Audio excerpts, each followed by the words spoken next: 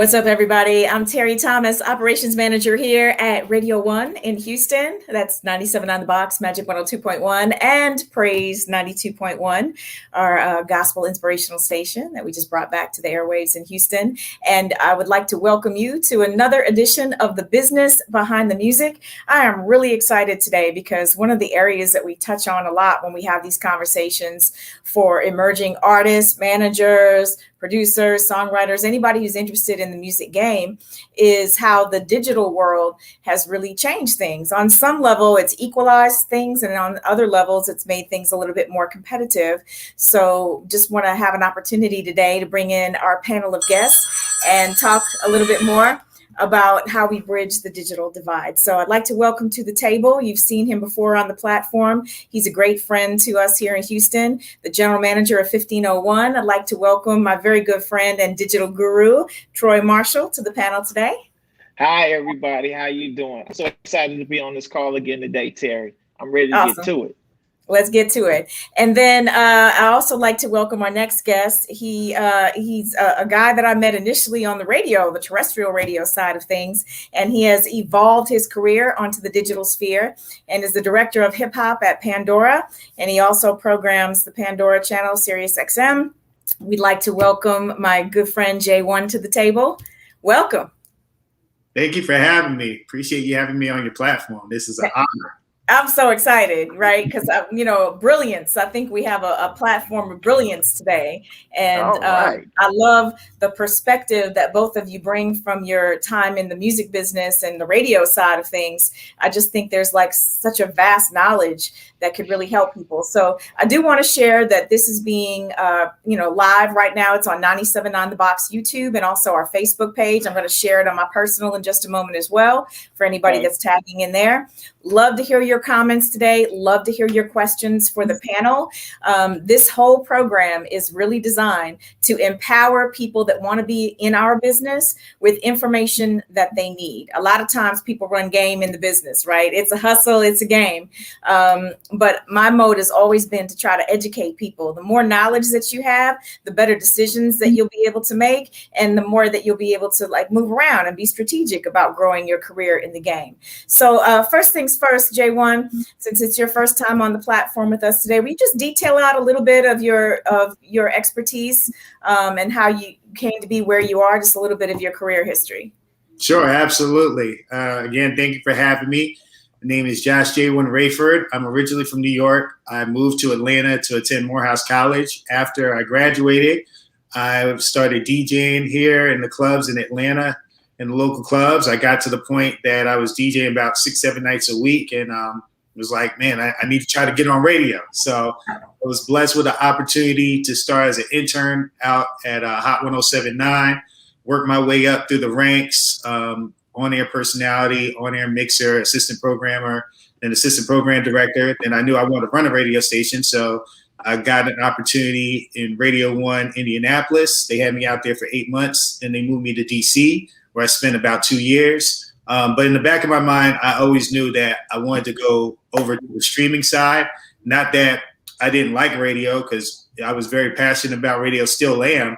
I just saw where the industry was moving. I saw how much revenue that streaming was pumping back into the labels and put it in the artist's pocket, and just how much exposure it was given to hip hop in particularly. And I just wanted to learn more about it.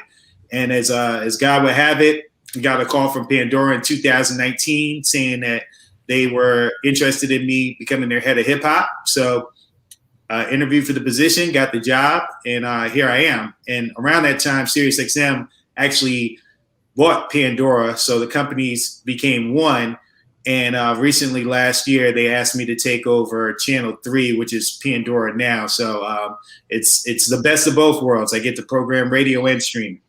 I love it. I'm super happy to have you here, just because I think your perspective is really unique.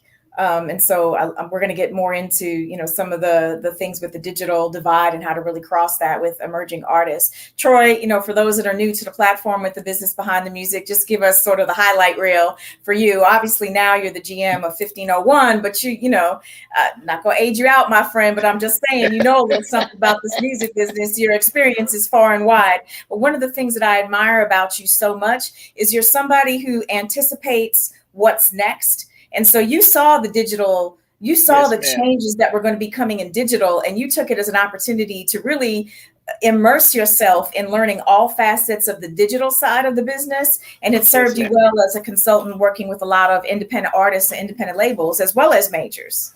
Yes. Yeah. Well, again, I go back to 1993 when I started at MCA. Currently to right now, working with 1501 as the general manager. But also work with, I'm working with Cash Money now, work with Warner Brothers Records. I work with Hitco Records, also work with Alamo Records, who has the Right Way. So, you know, I had an opportunity to take all of the experience that I learned at all the different record labels that I was at, and was able to build my own business and my own company through the relationships that I have. And, you know, my son, Sylvan, who is now just got promoted over at Epic Records, was like, Dad, this digital thing is really about to take off. And he told me about it. I'm the one who dug in it. And I'm teaching him a lot of different things about the digital aspect of it. And the thing that I love about that is I get to marry the digital stuff with some of the traditional stuff that still happens to this day, like servicing the record correctly, making sure the radio stations and the DJs have the record, still having lifestyle street teams out there saturating the record in the clubs and in the colleges and things of that nature. But now with the colleges, they're really into their Facebook, they're into their TikTok, they're into their Twitter. So we're able to really marry a lot of that. And even just from our last call, Terry, you know, you can put your music in your reels now, and you can put your music actually on all your posts. So even from our last call, you know, Instagram has grown some more to help people continue to expose their music. So, you know, this is an exciting time. It never stops. So, you know, you always going to learn something new about it. And I'm just super excited that I can get on calls like this and be able to educate people who can't necessarily hire my services yet, but I can give them enough information to get them started in the right direction. You know, J1, I want to turn back to you for a second. You know, when you made the leap over to Pandora, I was really fascinated because I think the perception of Pandora at the time before you made that step was that Pandora was sort of your mom's digital station a little bit, right? You know, it's sort of like a grown-up version of Muzak, you know, and I mean that with all due respect. No, absolutely. You know what I mean? So the perception of that, but you've been able to really come into Pandora and have a major shift. Tell me a little bit about your philosophy when you came on with Pandora and how you wanted to approach it and sort of bring the movement, bring the opportunity to people. Let me just say it that way. Bring an opportunity to people that they may not have taken very seriously, because you also, you know, especially with the work you were doing in Atlanta with our sister station, and also, you know, in DC with the radio station, very streets, you know, music comes from the streets, it comes from the communities, but you were also able to come into Pandora and really introduce that opportunity to people that may not have considered it. No, absolutely. And it's funny because I was thinking the same thing when they reached out to me.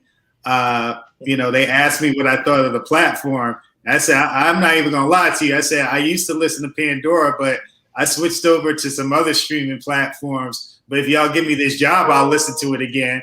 And it's kind of laugh because that's the sentiment of a lot of people. A lot of people started out with Pandora because it was the original streaming platform that was paying artists out before like a Spotify and Apple Music and all that kind of stuff, and was doing it legitimately because we had Napster and all that kind of stuff. But that was like the dark web, and that's how like the labels started falling off. But that's neither here nor there. But I just basically saw it as an opportunity because, again, I wanted to learn about streaming. So Pandora is still one of the top 5 major streaming platforms. So when I came in there, it's funny, Troy talked about like merging some of his best practices that he learned from the labels and radio.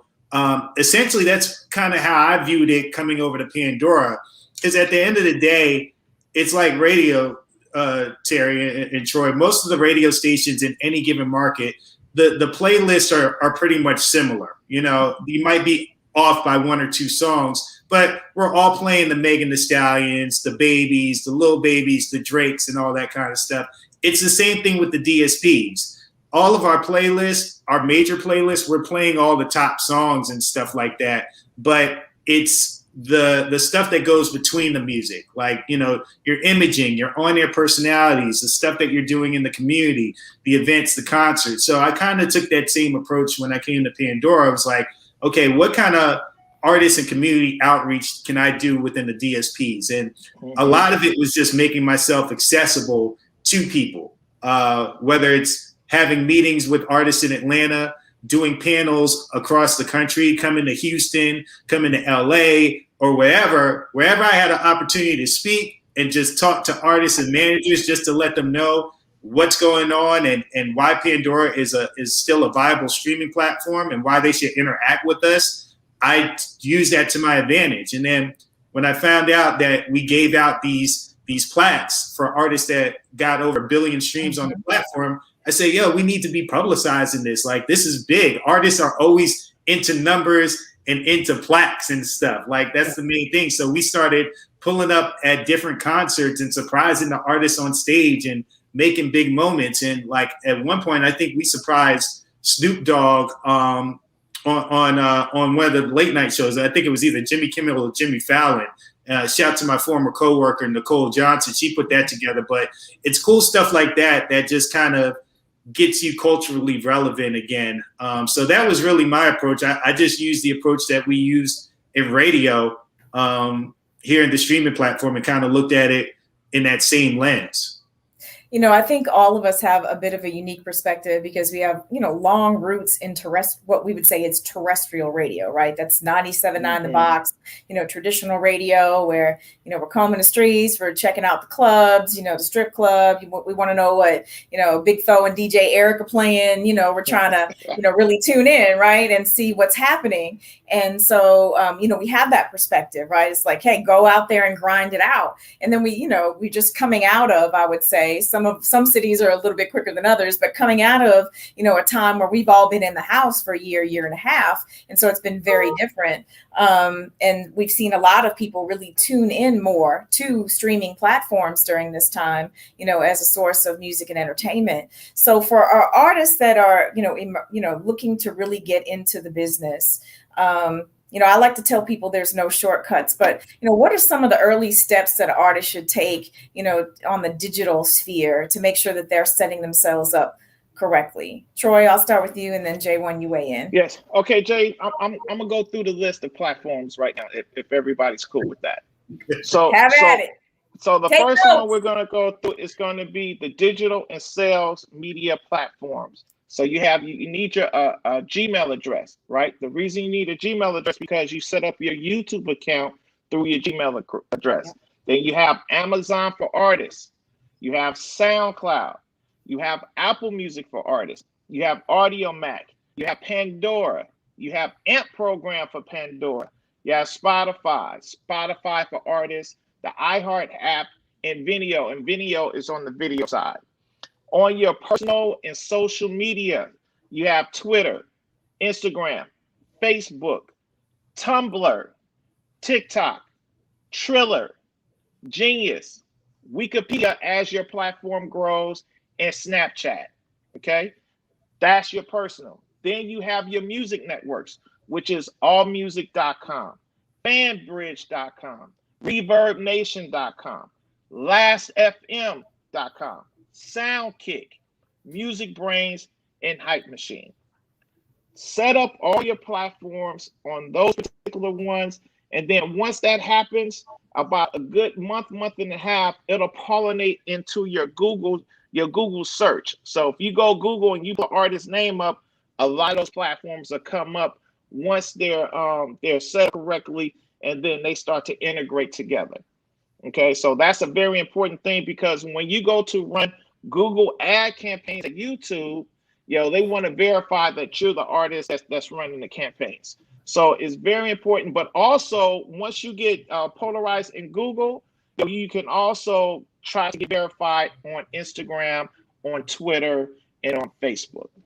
So those are the platforms that I really want people to dig into. Yes, part of my company, we do that for a fee for people, but I just gave you each one of those platforms. Just do your due diligence, pay attention, and go through it. We just got off the phone with a client. We was on the phone with a client for 45 minutes because he had 3 separate Facebook accounts, couldn't remember what phone number went to what email went to what. Every time he tried to reset in the email, it asked him to go to the phone number to get the passcode. I swear to God, you guys, 45 minutes, and we still haven't figured it out yet. So, and he can't start a new page, Terry and Jay, because he already has 3 previous pages under the same artist name. That's one of the things that I preach in general is own your name. I'll even take it to the point of, if you have a child, you go and you get your child's name in all the platforms out there, because you don't ever know where your child is headed in life. But when you're an artist, you need cohesiveness, and that's having your name, the same spelling, the same setup across all of the platforms, so there's a level of consistency. I find that all the time when artists are approaching me, because I am going to do that. I'm going to research you. You're shooting me a record. We all get the "this is why I'm hot" email, right? This is why I'm hot. Right. I do look at every email that comes in, and then I'll do the research. I'll Google, I'll see whatever, because I'm trying to say, hey, I'm looking for what I might be missing. And if you really have something going on, I need to know who you are. But oftentimes things are not cohesive, or you are present in one platform, but not present anywhere else. So J1, on the digital side of things, I love your plaques. I love the surprise moments that you've created for the billion streams. Like, how could Terri Thomas get some billion streams? So, I can imagine, especially as you've grown the profile for Pandora back in the hip hop world, that you'll have artists there. You're still getting the "this is why I'm hot" approach, and artists that want to be able to secure a billion streams. What do you tell an artist that is trying to get and grow in the digital space? Like, what's some advice that you would give someone who's just trying to set themselves up properly? I try to put things in perspective for them. Because so many artists, like you said, they come up, I'm the hottest thing moving. The song is going crazy everywhere. Where's everywhere? But but I try to tell artists, like, look, and Troy can attest to this, there's 30 to 50,000 songs uploaded a day, across all genres of music. There's no way that myself, or any curator for that matter, can listen to all 30,000 songs. So you have to do what you need to do to make yourself stand out. And I'm glad Troy named all those platforms and all those tools and stuff like that, because they're all very important. And a lot of times artists or people, they'll get caught up in 1 or 2 platforms, whether it's a social media platform or a streaming platform. They'll say, oh, my stuff is going crazy on Spotify. That's great. What are you doing on Apple? What are you doing on YouTube? What are you doing on Pandora? What are you doing on SoundCloud? Because, even though as big as Spotify is, it's one piece of the pie. Yes. And there's a whole other pie out there that you need to get. And especially as an emerging artist or a new artist, you're still trying to figure out who your audience is. So you don't know where your audience is going to come from. People neglect Facebook. Like, I don't know why. Facebook is an audience to itself. You might find your audience there. So I would say, build up your audience, build up your digital platform before you even come to somebody like me asking about playlisting. The same thing with you and radio, Terri. Before people come up to you and ask you, how can I get my song on the radio? Okay, have you done A, B, and C before you've gone to X, Y, Z? Right. So some things that I tell artists to do, on top of what Troy mentioned, engaging with the artist tools that most DSPs have, but build up yourself through your social media, through influencer campaigns or influencer marketing, which is very big. Finding those TikTokers, those YouTubers, those influencers who are big on Instagram, doing content with them, whether you're getting a song placement in one of their videos, you're doing an actual video with them, they're doing a dance to your stuff. Because if you don't think that the major labels are doing these types of campaigns on a regular basis, you're fooling yourself. Right. Nothing really rarely just happens organically anymore. It's planned. there's meetings about it. It's strategic, and they're very thoughtful about it. So you need to be thinking along the same lines, and often it doesn't take like a $20,000 budget. There are influencers out there. These guys, they got to eat too. They got to pay their rent. They're not balling. They might work something out with you for a couple of $100 just to mention your song. You got to start somewhere, and that's how you kind of build up when you're starting out from the beginning. Instead of like trying to get on the biggest playlist, build yourself up organically and build your foundation first. Yeah, but also, Terry, I want to mention in there that they're called best practices. Once you get a Spotify for artists, once you get Apple Music for artists, Amazon Music for artists, SoundCloud, they have this thing called best practices. Look at it, print it out, highlight it like you're studying for an exam, and then implement what they're trying to teach you with the best practices. Yeah. That's one thing that I find that a lot of artists, independent and major label artists, the information is right there in your face. Right there. You have to read it, is implement it. And that's where a lot of people really mess up. Like even with Sweetie, how she was able to grow her following from 2 million to 10 million during the whole pandemic. Well, she took the best practices that Instagram and Facebook had to offer, and she maximized it. Yeah. Follow what I'm saying? But also, like a lot of people don't even know, Instagram is owned by Facebook. Yeah. So the fact that they're on Facebook, on Instagram so tough, but don't mess with Facebook, it's just crazy to me. It's owned by Facebook. Facebook is still the #1 social media platform out there in the entire world. So take advantage of that. They have good marketing programs that you can do. It don't cost you no $2,000-$3,000. It's like $200 here, $50 there. I tell a lot of my clients, I said, listen, put $50 on your Twitter, put $50 on your Facebook, put $50 on your Instagram, and then read the analytics. Yeah. Yeah. Give you a perfect example. Erica Banks, right? She was on her week. She did a freestyle. She got 3 million views in 72 hours on her Twitter and only got 50,000 views on her Instagram. Mm-hmm. Right there, we knew her audience was on Twitter as far as engaging with her brand. That's why you always see Erica on her Twitter just as tough as she's on her Facebook and her Instagram. So again, that's how you will learn where your engaging audience is by maximizing and using all of the platforms and using the best practices. I can't stress that enough because like people pay me to set up the platforms. I walk through each platform on what to do. I show them how to maximize it, and then they just go all the way and then they'll call me back, man, I forgot about how to do this and that. Well, did you ever look at the platforms? Did you ever look at the username and passcode sheets I set up for you? No, I really never got to it. Okay, cool. But then if you want to pay me some more money, yes, I'll put my team back. But until then, I already did what I said I was going to do for you.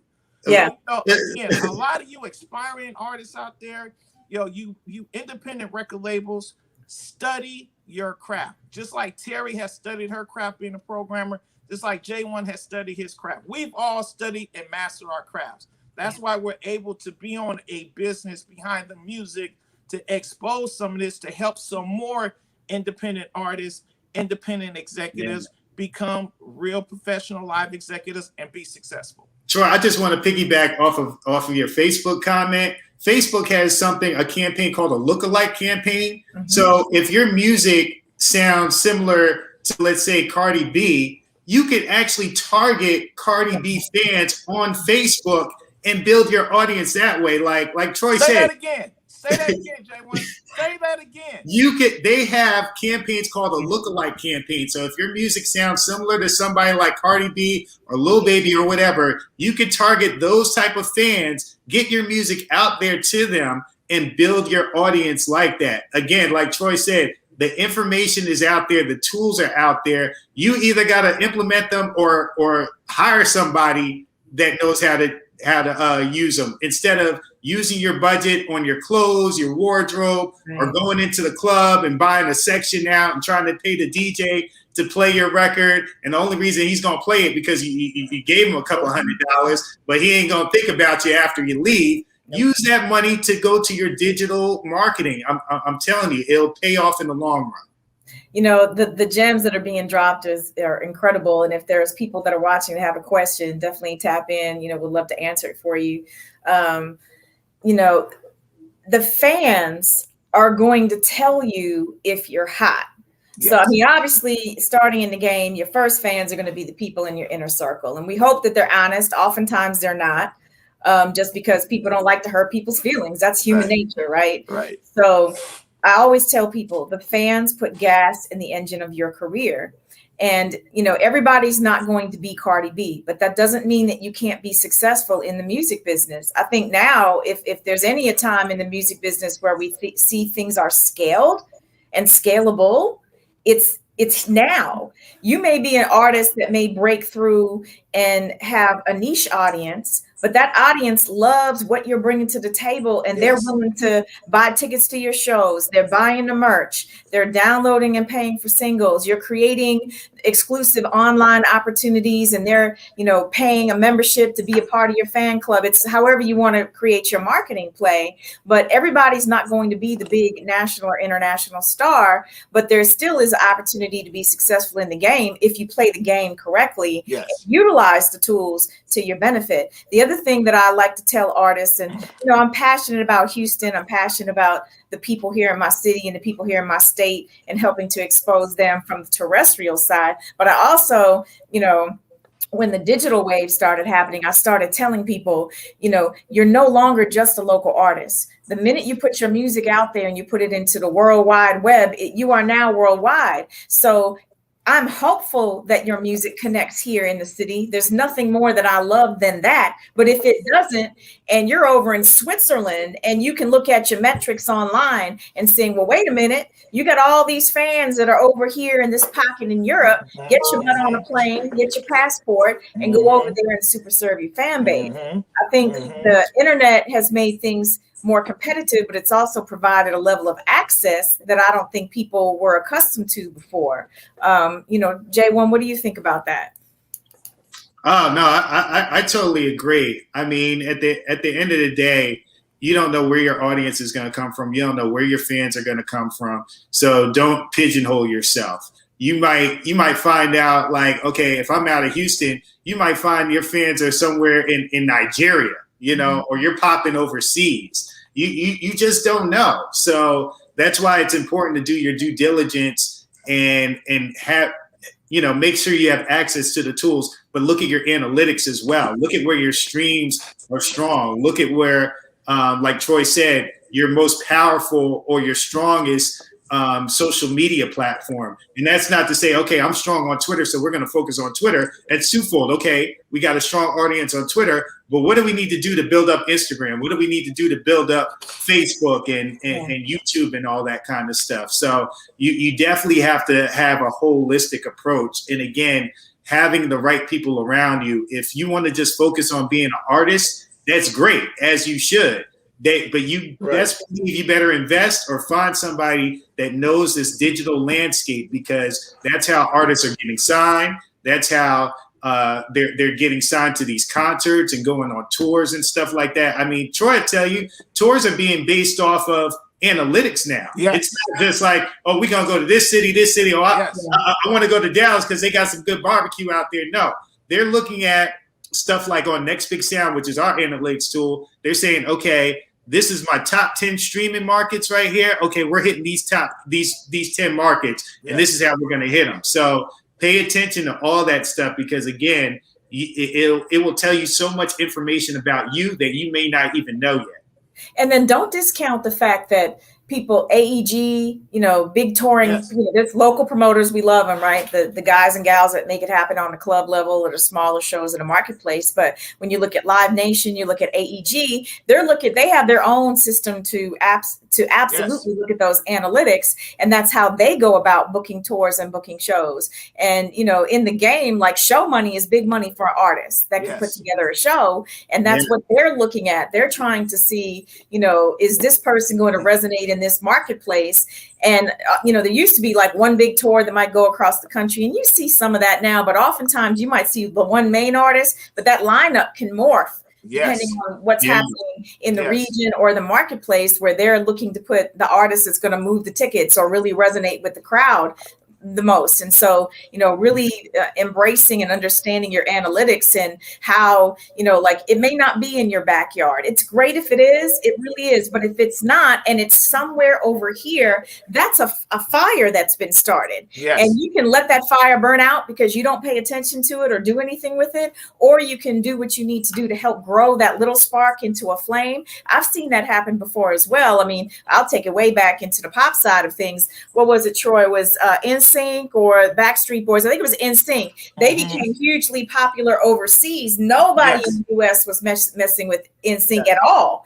And then that wave ended up coming back to the United States, and then they became whoever they were. So, it was just having people around the group that were smart enough to understand, like, let's bloom where we're getting some success, right? Let's go over here and fertilize that and see how we can grow ourselves. We did have a question from Cassandra. She had a question earlier about, how do you really pick your audience, or how do you appeal to diverse audience? How do you target a diverse group of people to accomplish growth in the industry? Is that even a good approach to say, let me target diverse people, or how should an artist approach that? I'm gonna start, Jay, once, and you can. Yeah, go ahead. It depends what type of genre of music you're really trying to target and what type of artist you're trying to be, right? If you're urban hip hop artist, you're trying to target a demo 18 to 34, 18 to 24 female, right?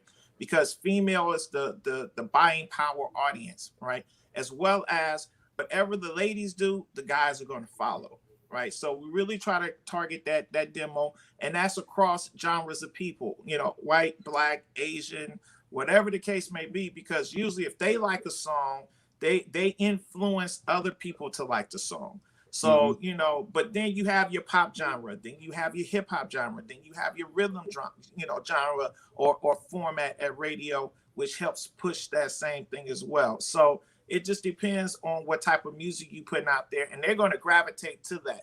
But again, you can look at your analytics. The great thing about the analytics, right? If you pull your AMP program analytics, and then you pull your YouTube analytics, and then you pull your SoundCloud analytics, you can see, oh, I'm really popping in New York.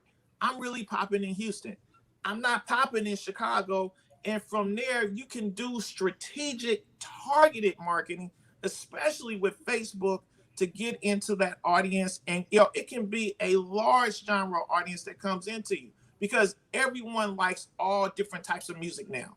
Yeah. It's not just, if you're black, you only listen to hip hop, or if you're white, you only listen to popular music. No, we're listening to music cross genre. And I call that the Nickelodeon Disney syndrome. All of our kids have grown up looking at Disney or Nickelodeon, and they've had cross genres of music that's played on there for years and years.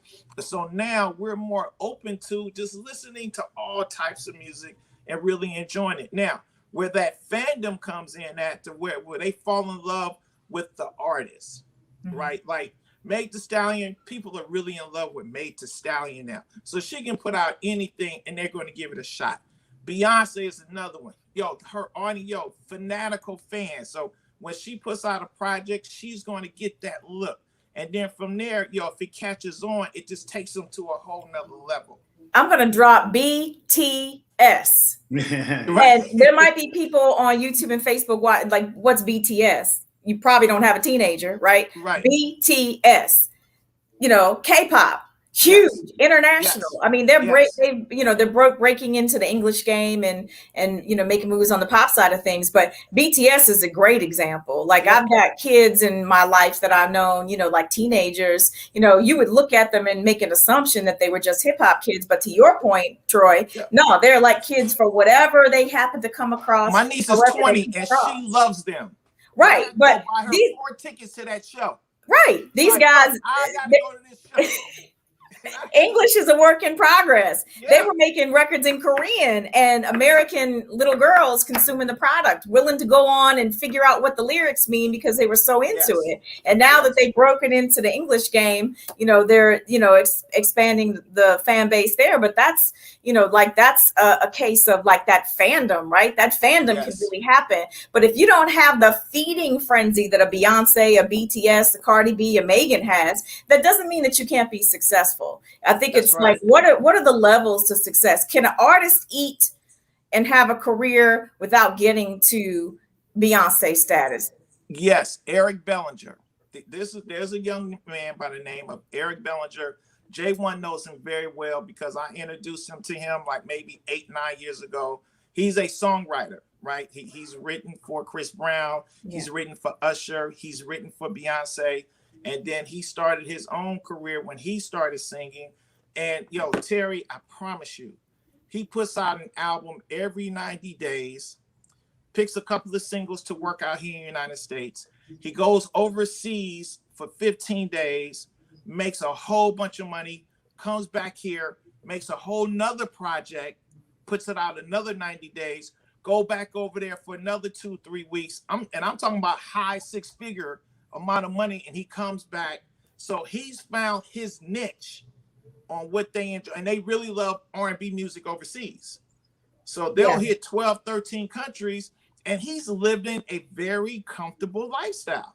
Mm-hmm. He's not a star. If you're a music lover, or if you know about music, or if you've been an executive, you're aware who Eric Bellinger is.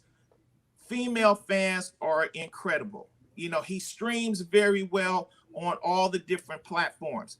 His videos get millions and millions of streams, and him and his partner Neiman, they harness that and they make a great living from it. So no, you don't have to be a superstar in order to make a great living. He makes an incredible living. Heck, you have some artists out there that was in the music business for a while, and now they have residency. Gucci Mane is about to have a residency in Las Vegas. Las Vegas, you guys. Yeah, that's a big deal. And Celine Dion has been there at least 20 years, a residency, right? Yeah. And she's still putting out projects. So yes, they can have a successful career without being a megastar and make a very, very good living from it. And Eric makes a great living from it because he writes all of his music as well. Mm-hmm. So his perpetuity money, and perpetuity means forever, from a publishing standpoint, he gets those publishing checks every 3 months. Drop right there in the bank. It kind of amazes me how many artists give away their power because they don't take time to really learn and hone the craft. Because like you're speaking the truth, like publishing, right? And, there are artists out there, and I won't name them. You can probably guess a few major artists internationally, but you'll always see a writing credit on their albums for every song. Now, there'll be other people there, but they've really learned how to play the game. And make sure that they're getting in there with the song and finding a way to have some impact on the song. So they also get a writing credit because that check continues to come if your project lives on in infamy, especially for some of the major artists. J1, for artists that are trying to be a part, would like to get streaming at Pandora, like what are some of the criteria that you look for? I know people approach you, they see those plaques. They're like, man, I need 1 billion streams on Pandora. How do I get on Pandora? Like, what's the criteria for you to consider adding someone to the playlist? Well, the most important thing is you have to have a distribution company. You can't just upload your music to Pandora. And what a distribution company is, it's like your Empires, even though Empire operates more like a label, they're probably like the high-end distribution label. But TuneCore, City Baby, DistroKid, there's hundreds of them. And basically what they do is they'll take your song, they'll code it to make sure that, you'll get paid on your streams, and then they upload it to all the streaming. Tell them the acronym, J1. What's the acronym? The acronym? IRC code. Oh, the IRC code. Yes, sir. Yeah, that's very important. That's how they track your streams, and that's how you make sure you get paid. So, and that's what a distribution company will do. Now, all distribution companies aren't built the same. Some will just take your music, you pay a flat fee, they'll upload it for you, and then you hope for the best. You have other distribution companies that will actually pitch your songs to the DSPs, to the streaming curators and stuff like that. So they send us weekly emails, let us know what's going on. And then you have some distribution companies like your Empires and a few others that will give you a budget for marketing or for a video or for whatever, or to actually work your record. But again, you can't just go in there willy-nilly and say, yo, my stuff is hot, I need y'all to push this for me. You got to have your own stuff in order and say, this is what I'm doing on my own. This is what the numbers that I've pushed the song to with no support independently. What can you guys do to help enhance that? And Troy knows, because he's worked with the Gazi, who's the owner of Empire, is very smart, very ahead of the curve, very technical. He'll look at the analytics and say, oh man, look at this. We could take this song from here all the way to up here. You know, let's put a budget behind that and, you know, and really give it that glow and really enhance this song. But again, so having that distribution company, and again, it just comes down to using the artist tools. You know, if you just come to me saying like, hey, you should be playlisting my song, I'm going to ask you, well, what are you doing for yourself? Have you engaged with the AMP program? Do you know that you can actually increase your streams on your own without me even having to touch the record by using the free artist tool? Right. So those are the things that I would say is get a good distribution company. And then like Troy said earlier, get involved and get engaged with those artist tools. Mm-hmm. Yes. And Terri, I just want to shout out the major DSPs. You have Apple Music, Spotify, Pandora, YouTube Music now, which is like 3 years old now, Amazon Music, and Tidal. Those are your 6 major. And Pandora, what's up, man? Damn. I said Pandora. Yeah. Troy, your sound's a little bit low. I'm not sure why. But wow. Yeah, your sounds a little bit low. You got a little low on Pandora. I love Pandora. We love you too. You know, we have, even at radio here, you know, we have an awesome platform called Who Got Next here at 97.9 The Box.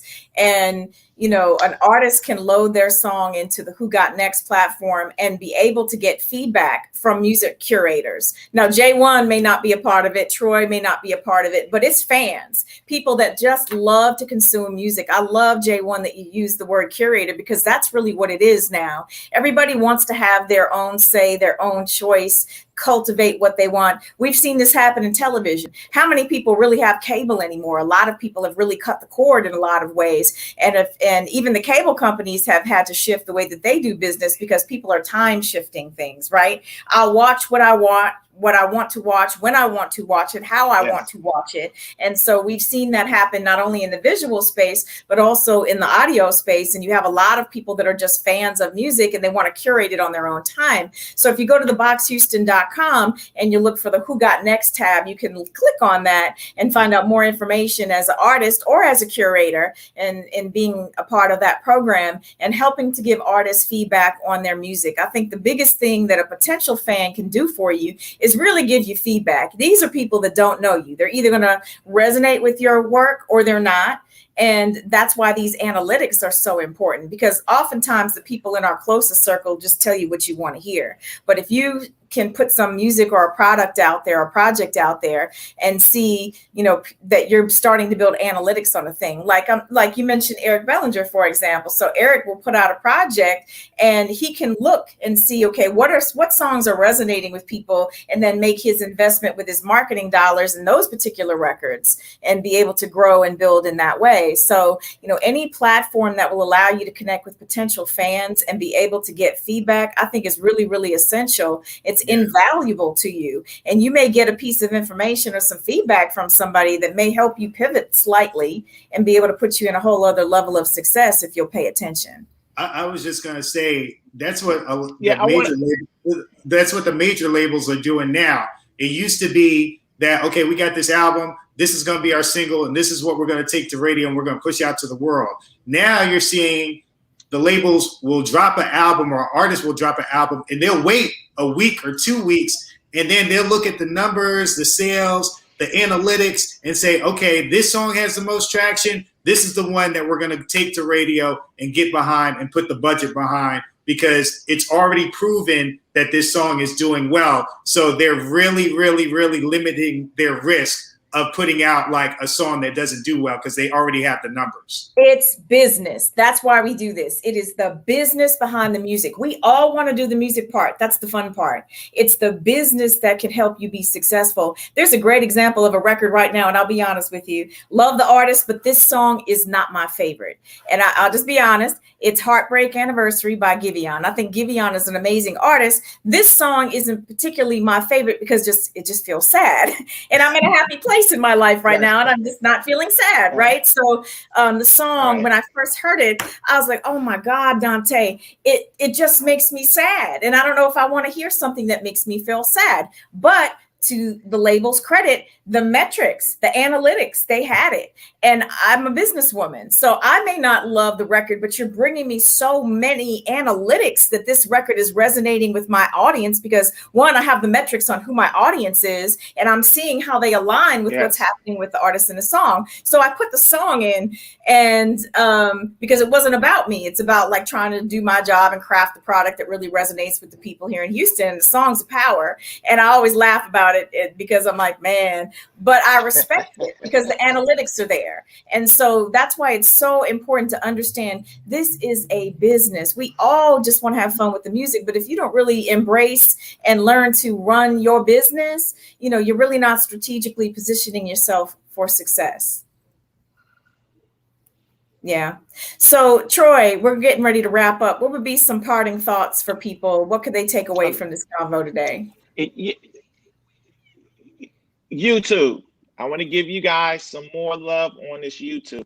When you're shooting your videos, no blunts, no violence, no guns, no over sexual innuendo, because they will flag it and you won't be able to do Google AdWords campaigns. Okay. But let me throw out there. So like, Megan and Cardi put a record out. It was very, I'm glad you brought that up. But they're the exception, right? Or how do you explain that? Because people are trying to emulate what they see and they think that's the way to go. Well, again, they're an established artist in the marketplace now, so you get away a little bit more. It's just like being in professional sports. If you're a superstar on the team, you're going to get away a little bit more than you are with the rookie that's on the team. That's just human nature, like you said, Terry. But I really want to put that out there because in the last year and a half, YouTube has been very, very stringent on new artists and getting your videos accepted into being into the Google ad campaign.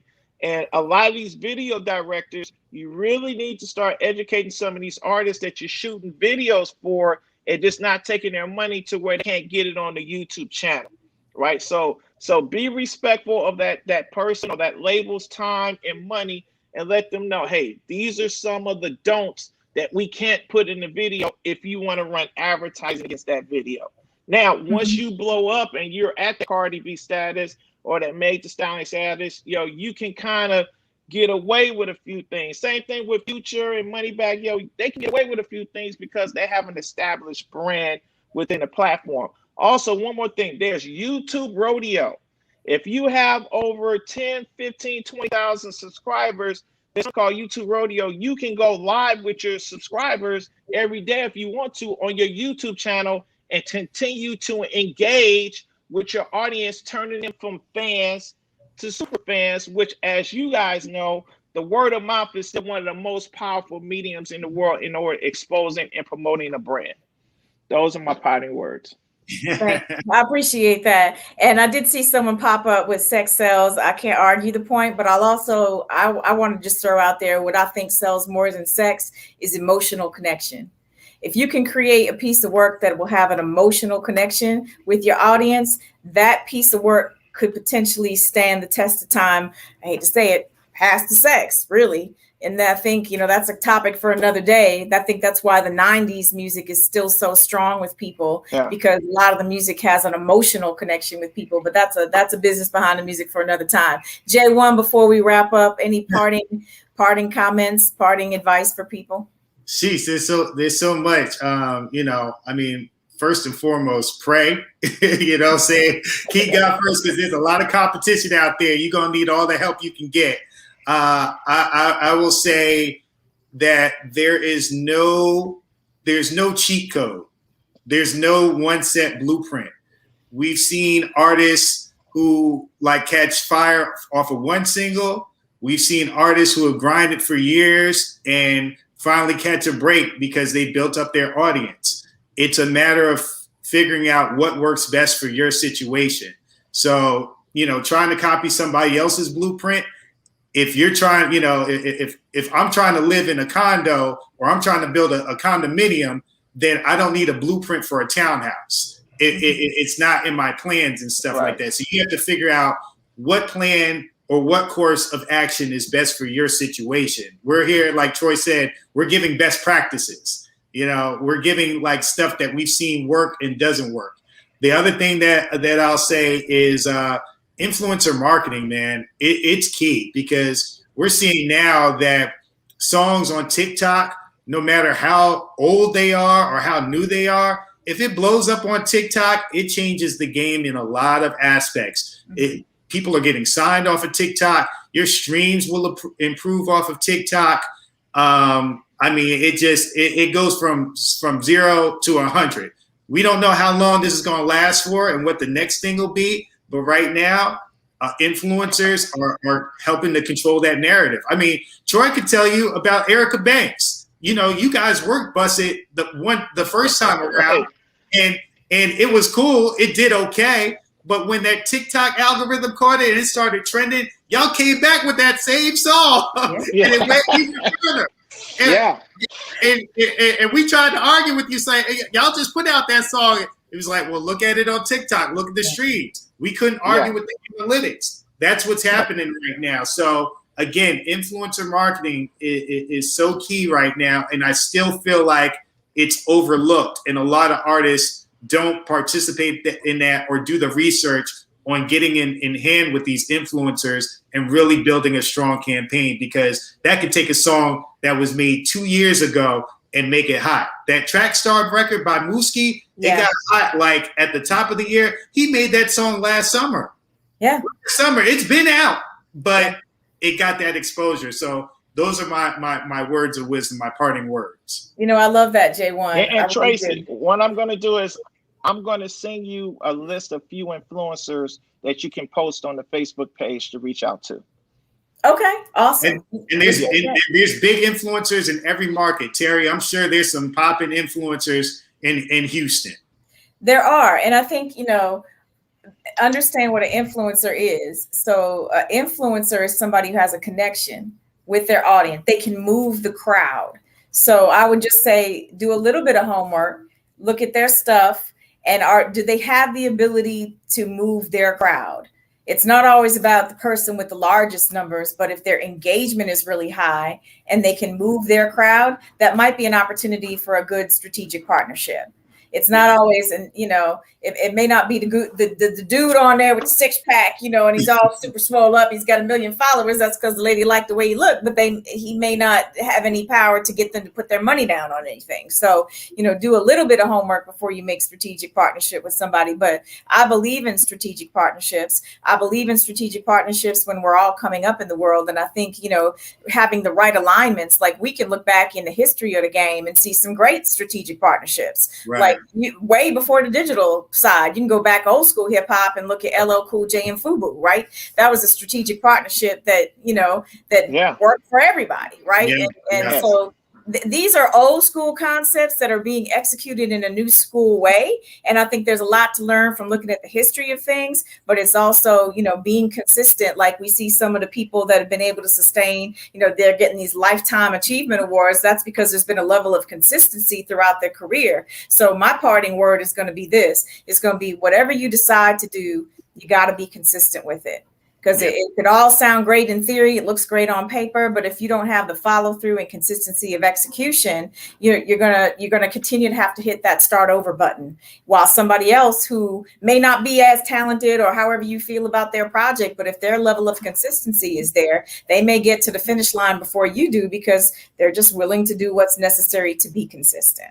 So listen, go ahead, J1. I forgot one more thing, which I think is very important. And you kind of like made that light bulb go off. Build an email list. 100 paying customers or 100 super fans, as you guys referred to earlier, is better than 100,000 Instagram followers because they're actually spending money with you. Yes, absolutely. You're owning your fan base, and nothing is better than that. So listen, I want to say thank you so much. Troy is a frequent flyer here at J1. I hope you come back and join us again. I'm here anytime y'all want me. I love it. That's wonderful. So listen, thank you everybody who's been tapping in today for the business behind the music. I'm Terri Thomas, once again, operations manager here at Radio 1 in Houston. And we're just trying to drop some knowledge to help everybody grow. That's what the game is about. So thank you to my panel. Thank you for checking us out. And, feel free to leave your comments in the chat as well. And have a good day, and we'll catch you on the flip side.